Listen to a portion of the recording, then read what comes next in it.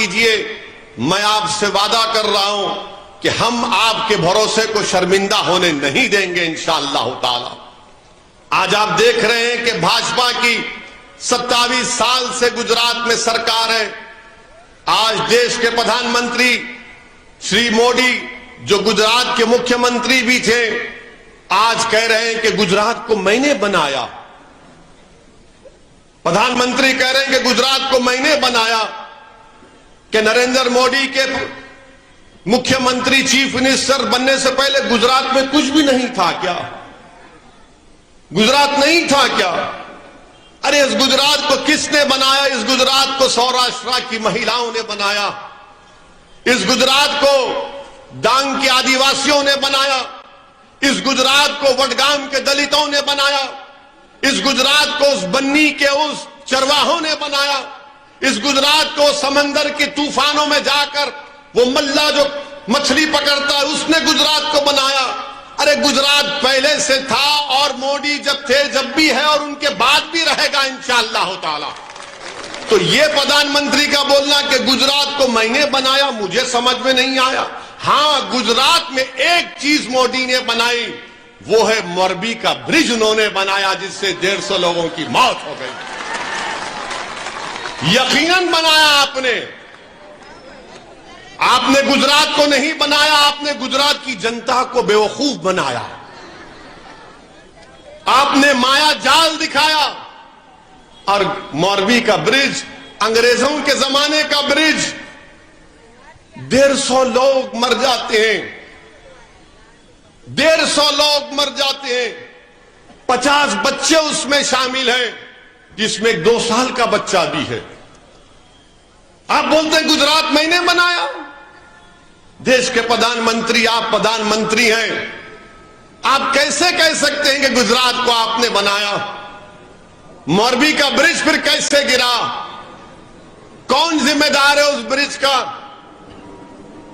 50 लोग, 50 बच्चे उसमें, रात के अंधेरे में ब्रिज गिरता है। कोई पानी में डूब के मर रहा है, कोई पुकार रहा है बचाओ मुझे, कोई रस्सी को पकड़ा हुआ है। आप सोचो उन लोगों पर क्या बीती होगी। हम उम्मीद करते हैं कि देश के प्रधानमंत्री मोरबी के पुल को और ब्रिज को भी याद रखेंगे। मैंने बनाया। आपने क्या क्या बनाया? हमको बनाया, सबको बनाया। इतना लंबा लंबा छोड़ा, सब बन गए। बोला कि 500,000 खत्म हो गए तो पूरा ब्लैक का पैसा आएगा, आपने हमको बना दिया। आपने गुजरात में कहा था कि 15 लाख आएगा तो मैं अकाउंट में डाल दूंगा, ब्लैक मनी लाऊंगा। आपने कहा था कि 2 करोड़ नौकरियां दूंगा, तो देश के होम मिनिस्टर अमित शाह ने कहा कि वो तो जुमला था। सब चीज आपने हमको ही बना दिया। मेरे अजीज दोस्तों और बुजुर्गों, और मैं जब मोरबी के ब्रिज का जिक्र आया तो मैं जरूर हुसैन भाई और तौफीक भाई को सलाम करता हूं। मैं हुसैन भाई और तौफीक भाई को सलाम करता हूं, जिन्होंने उन लोगों को जो पानी में गिर गए थे, 50 से ज्यादा लोगों की 30 अक्टूबर की रात को हुसैन भाई और तौफीक भाई ने उन लोगों की जान को बचाया। हुसैन भाई, तौफीक भाई ये नहीं देखे कि कौन मुसलमान है, कौन हिंदू है। तौफीक भाई, हुसैन भाई देखे कि इंसान है, उसको बचाना है, जान बचाना है। तौफीक भाई, हुसैन भाई, हम आपको सलाम करते हैं, हम आपके लिए दुआ करते हैं कि अल्लाह आपका इंसानियत का जज्बा हम सब में डाल दे इंशाअल्लाह ताला। कि जब किसी पर मुसीबत आए तो मजहब को नहीं देखें, इंसान को देखें। हम किसी को नहीं देखें, मजहब को नहीं देखें, इंसान की तकलीफ को इंसान के तौर पर देखें। तो तौफीक भाई और हुसैन भाई को मैं सलाम करता हूं। मगर हम देश के प्रधानमंत्री से पूछना चाहते हैं, देश के प्रधानमंत्री और भाजपा की सरकार से पूछना चाहते हैं, आप बताइए हुसैन भाई और तौफीक भाई, जिन्होंने इतना बड़ा कारनामा अंजाम दिया, क्या हुसैन भाई और तौफीक भाई किसी का घर खरीद सकते हैं गुजरात में? डिस्टर्ब एरियाज एक्ट आपने लगा दिया, क्या हुसैन भाई तौफीक भाई घर खरीद सकते? नहीं खरीद सकते, कलेक्टर इजाजत नहीं देता। क्या हुसैन भाई तौफीक भाई अपने बच्चियों को पढ़ा सकते हैं? कहां है कॉलेज और स्कूल? क्या हुसैन भाई तौफीक भाई को तयक़ुन दे सकते हैं कि भाजपा के लोग कि उनकी औलाद को अगर झूठे पत्थर फेंकने के इल्जाम में पकड़ा जाएगा तो रोड पर लाकर जनता के सामने उनकी औलाद को नहीं पीटा जाएगा? क्या भाजपा तयक़ुन दे सकती है? याद रखो, आज अल्हम्दुलिल्लाह हुसैन भाई और तौफीक भाई ने एक बेहतरीन कारनामा अंजाम दिया। क्या भाजपा ये कह सकती है कि हुसैन भाई तौफीक भाई को अगर एनआरसी एनपीए होगा तो हुसैन भाई तौफीक भाई से पूछा जाएगा कि बताओ भारत की शहरियत क्या है? क्या भाजपा कह सकती है हुसैन भाई तौफीक भाई से कि जब एनआरसी होगा तो नहीं पूछा जाएगा इनसे? मेरे अजीज दोस्तों और बुजुर्गों, इस बात को याद रखिए कि ये तमाम चीजें हो रही हैं। देश के प्रधानमंत्री कहते हैं कि गुजरात हमने बनाया, मैंने बनाया। तो बताओ प्रधानमंत्री, अगर आपने गुजरात बनाया तो फिर एक बच्ची जिसका रेप किया गया, उसके आंखों के सामने उसकी बेटी की हत्या कर दी गई, उसका कत्ल कर दिया गया।